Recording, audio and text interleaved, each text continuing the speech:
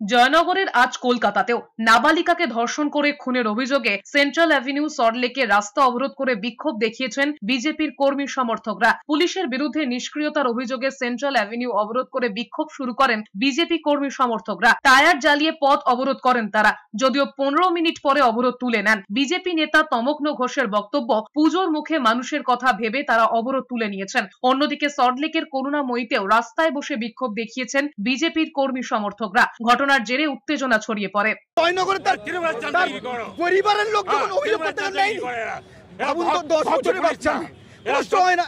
আজকে আমার বাড়ির, আপনার বাড়ির পুলিশ প্রশাসনের বাড়ি মেয়ে আছে, এই রাজ্যে ল এন্ড অর্ডার কোথায়? আর মুখ্যমন্ত্রী বলেছেন বাংলার মেয়েকেই চাই, তার পরিবারে তো মেয়েকেই চাই। কোথায় পাবে সেই মেয়েকে বলুন তো, কোথায় পাবে? এর তীব্র বিরোধিতা করি।